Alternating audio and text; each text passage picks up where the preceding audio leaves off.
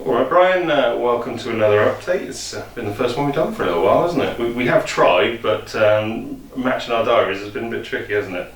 Yeah. And illness for both of us as well hasn't been much fun. Let's go back to Yate away and a 0-0 draw. Yeah, obviously last time we were in front of our home punters before last Saturday. I thought it was a decent performance from us guys. Yate Town under new management sat in the back five and were difficult to break down, and it was a decent enough game, but we needed to show more creativity and being on the front foot and more urgency in the match to break them down. But I thought it was a good performance from the lads, a clean sheet, and we'll take the point from there and move on. Not what we're after, but ultimately it's a building block, and we'll move on from that one. So that was followed by a couple of away wins. Firstly Hartley Whitney and then Harrow Borough. 3-1 at Hartley Whitney. Yeah, no, an excellent performance away at Hartley Whitney.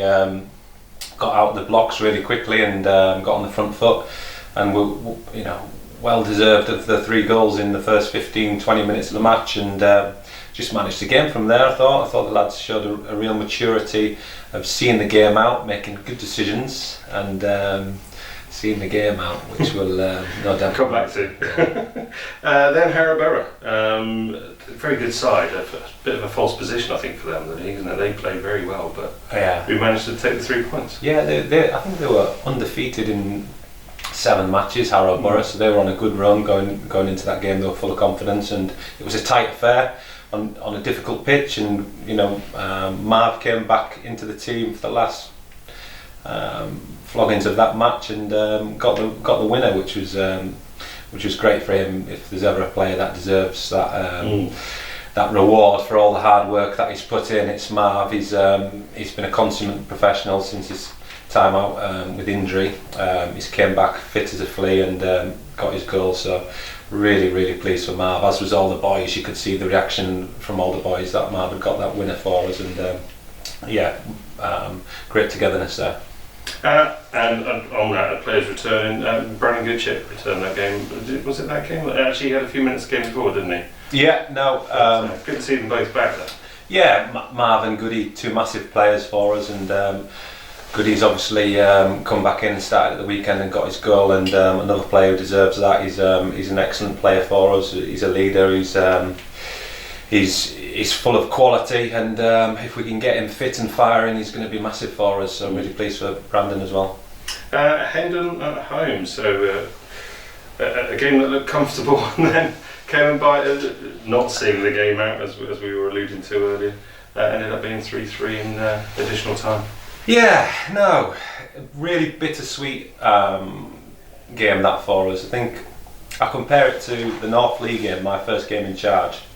And the North League game, there was no performance from the boys really whatsoever. North League were the better team and looked more likely, and I was thinking to myself, this isn't good. Whereas the Hendon game, Hendon were in good form as well, by the way. In their last 7 games had won 3 and drawn 2, so they were on a decent run themselves. But I thought we were dominant in the Hendon game. I thought we were on the front foot. We had a tempo about us, an intensity about us, an identity about us, and it was a real strong performance.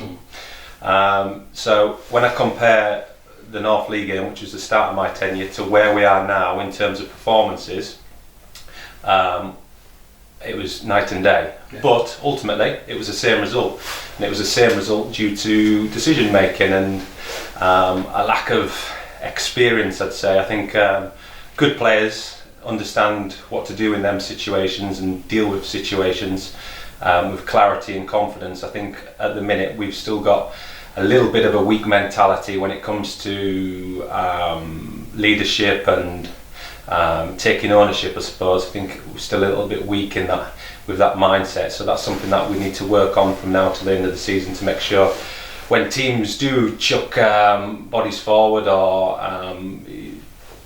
throw caution to the wind, it's important that we keep our confidence and we keep our composure, and we make good decisions. We don't panic, and we did panic at the weekend there. So it's got to be a massive learning curve from us. That's the only thing that we can take from that situation, is it's got to be a massive learning curve, and we never let that happen again.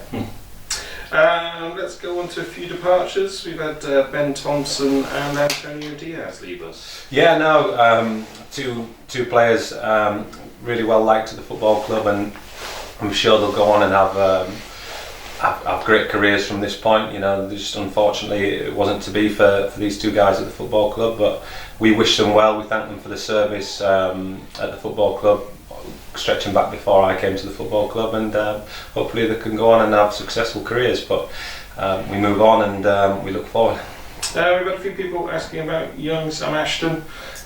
He's not been in the start 11. He's injured. Any update on that? Yeah, Sam's unfortunately been struggling with a knee injury for a long time, maybe even almost 2 seasons worth of a knee injury, and his attitude to try and get it right has been phenomenal, and he's a great lad, but ultimately it keeps breaking down for him, so he's got to see a specialist on the 16th of December, and hopefully they can diagnose it and clear it up a bit for him, because he really deserves a fair crack at the whip, and he's not getting that at the moment. But fingers crossed for the 16th we can bring some good news and get his rehab back on track, and see him out there contributing.